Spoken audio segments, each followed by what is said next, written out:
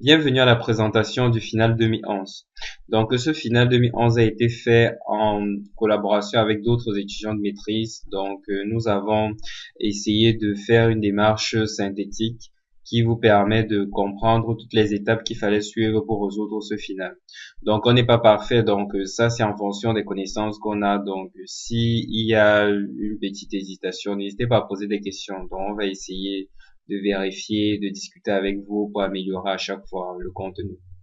Ça, c'est la première des choses. La deuxième des choses aussi, c'est que on va essayer de vous donner, comme je dis toujours, une démarche détaillée qui vous permettra à la fin de pouvoir vous-même faire un calcul numérique. Donc, vous saurez pour chaque étape ce qu'il fallait faire, où il fallait faire attention pour ne pas tomber dans les pièges de ce sujet.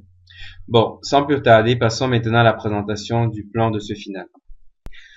Le plan de ce final s'articule en trois grandes questions. Donc, question 1, c'est le premier exercice, question 2 et question 3. Bon, déjà, avant de présenter les différentes questions, je tiens à préciser que la question 3 étant donné qu'elle mélange des notions sur les murs de soutènement et les semelles des murs, on a préféré de pas traiter ça ici puisqu'on va mettre en jeu beaucoup de nouvelles notions que vous n'avez pas vues tout au long de la session. Donc, si après vous avez deux, trois questions sur les semelles qui ne sont pas dans ce sujet, n'hésitez pas aussi à les poser sur le groupe. Donc, quand on aura du temps, on essaiera de vous répondre le plus vite possible. Bon, pour les deux grandes questions, on a essayé d'être traitées en détail. Donc, chaque question a été traitée, les schémas ont été faits et on a essayé de préciser sur les erreurs à ne pas commettre. Bon, pour la question 1, rapidement, je vous présente un peu. Il s'agissait d'un plancher dalle. Donc là, on vous demande de faire tout ce qu'il faut dans le chapitre des dalles bidirectionnelles. Je pense que si votre session, c'était un peu comme la mienne et celle de mes collègues, c'est que chapitre sur les dalles bidirectionnelles, on a juste vu un peu le calcul des efforts, on n'est pas trop entré dans la conception. La conception, on la voit plutôt en cours de maîtrise. Mais là, on vous demandait un peu pas mal de notions. C'est vrai que les premières, ça allait, mais d'autres notions, ça peut être un peu difficile si vous n'êtes pas encore à l'aise avec les dalles. Mais vous inquiétez pas, on va vous expliquer tout ce qu'il faut. Deuxième des choses, question 2, c'est maintenant sur le chapitre des poteaux. Là, c'est le chapitre des poteaux. Normalement, c'est pas un chapitre compliqué. Et ici, même cet exercice n'est pas compliqué. C'est juste que il faut comprendre un peu très bien la question de départ. Quand vous comprenez la question de départ et comprenez comment on veut que vous réfléchissiez pour cet exercice, ça devient vraiment beaucoup plus simple. Ça, c'est clair. Donc, sans plus tarder, on va passer maintenant au premier exercice ou la question 1. Bon, dans le premier exercice ou question 1, on va devoir faire une première des choses, c'est toujours un peu décrire le problème pour savoir de quoi ça parle. Là, je vous ai mis le schéma vraiment qui est sur votre sujet. Donc là, comme vous pouvez voir, c'est un plancher dalle qu'on a.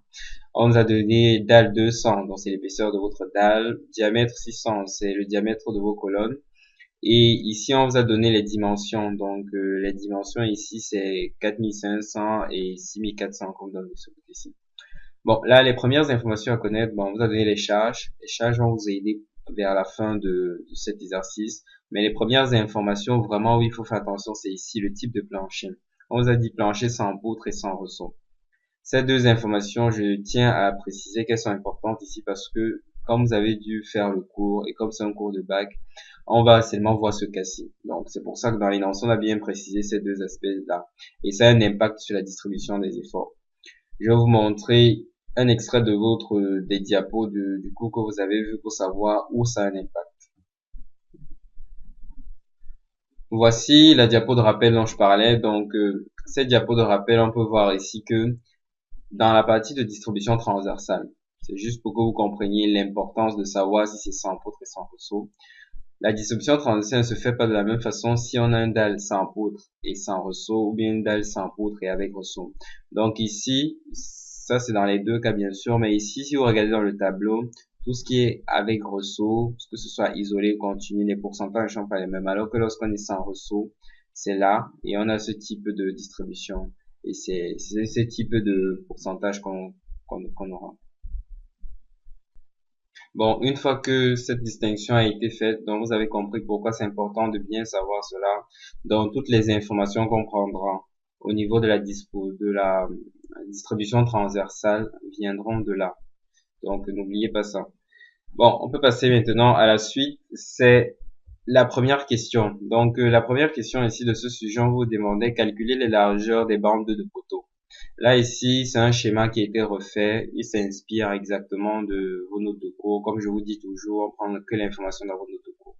Ici, vous pouvez regarder rapidement, c'est que là, ce qu'on appelle bande de poteau, c'est vraiment toute cette zone-ci là qui est un peu en gris clair. Donc, c'est cette zone-ci. Et la bande médiane, bon, il y en a deux demi-bandes. À force de cette division, si on a une demi-bande médiane là et un autre demi-bande médiane là. Donc, vous, lorsque vous allez faire une distribution autour de ce poteau-ci ou de celui-ci, c'est toute cette zone-ci qu'on va étudier. La zone-ci avec bande de poteau et demi-bande médiane à gauche et demi-bande médiane à droite. Bon, la formule qui vous est donnée, là, c'est ce que vous avez forcément dû voir, c'est un minimum de L2A, L1 sur 4. L2A, c'est bien la distance de là à là. Comment on fait pour trouver ça? C'est juste en gros, dans votre schéma, dans notre cas, c'est 4500. Donc là, vous avez juste à trouver la distance centre entre vos deux poteaux. L1, c'est la distance qui est dans l'autre direction en fait. Donc pour nous, c'est 6400. Vous n'avez qu'à faire ça pour trouver X et Y. Voilà, c'est une diapo de rappel. Je vais vous montrer dans la diapo suivante en mettant en détail ce que ça donne sur notre exercice. Donc là, c'était juste une diapo de rappel. Sur notre exercice, on revient, on avait dit, ok, là c'est vraiment notre plancher comme on avait. On vous avait demandé d'étudier vraiment cette bande de poteau au niveau de l'axe 3. Et on vous a dit de regarder la direction est-ouest. Bon, après la direction est-ouest, c'est dans ce sens, et après, c'est vraiment dans cette direction-ci qu'il faut regarder. C'est rapide, donc première des choses, vous identifiez juste L2A, 4500 comme on a dit, L2B, 4500 aussi, parce que c'est la même chose. Mais faites attention à votre examen, on peut vous faire un piège, on vous donne des trucs qui sont pas pareils à gauche et à droite. Donc là, il faut comprendre ce que ça veut dire L2A, L2B. Donc là, j'espère que vous avez bien compris ça. Après, il y a L1. L1, c'est la distance dans l'autre direction. Là, on ne voit pas très bien, mais là, ça n'apparaît pas très bien cette figure, mais L1, c'est la distance qui est là, qui est de là à là, pour l'espacement entre chaque poteau, et ça fait 6400. Donc là, c'est pas un souci. Je peux rentrer au premier schéma pour que vous voyez plus facilement. Ici, dans gros, 6400, c'est ça, c'est les distances qui sont ici entre les différents poteaux là.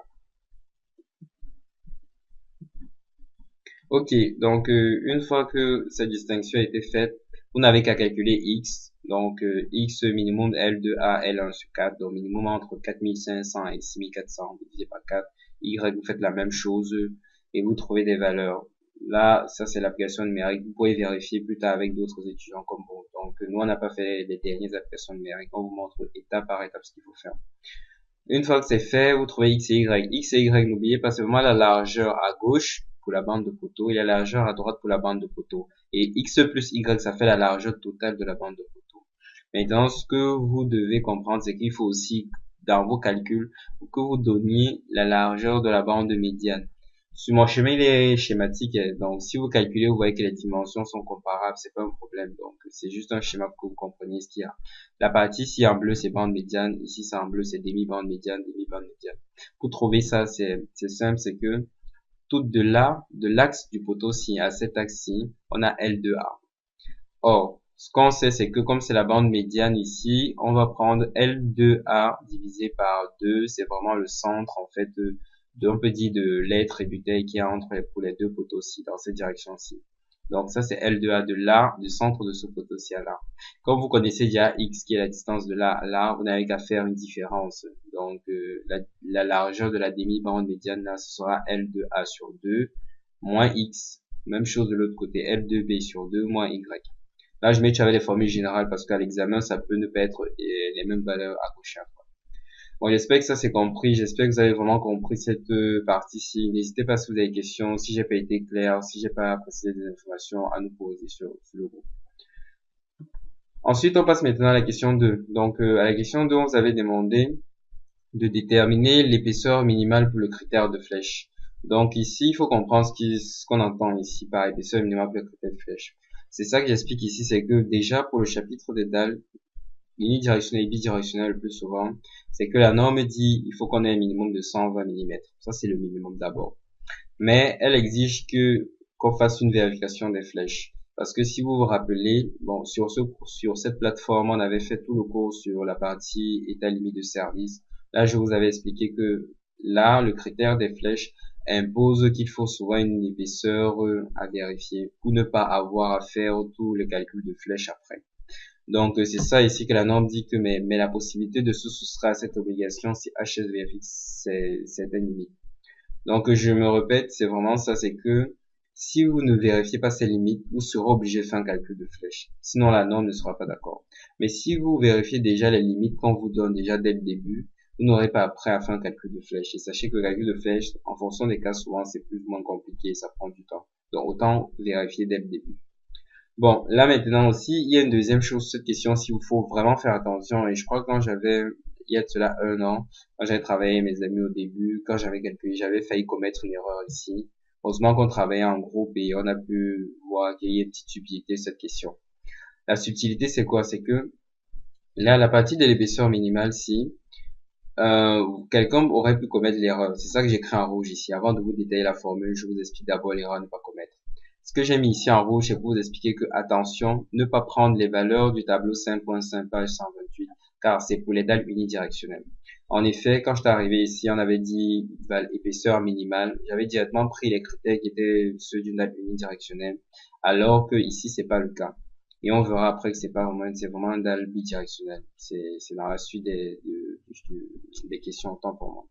Donc là, vous ne prenez pas les valeurs qui sont dans ce tableau, vous prenez plutôt l'expression si. J'ai oublié de noter le numéro de l'équation, mais c'est dans le chapitre des dalles bidirectionnelles.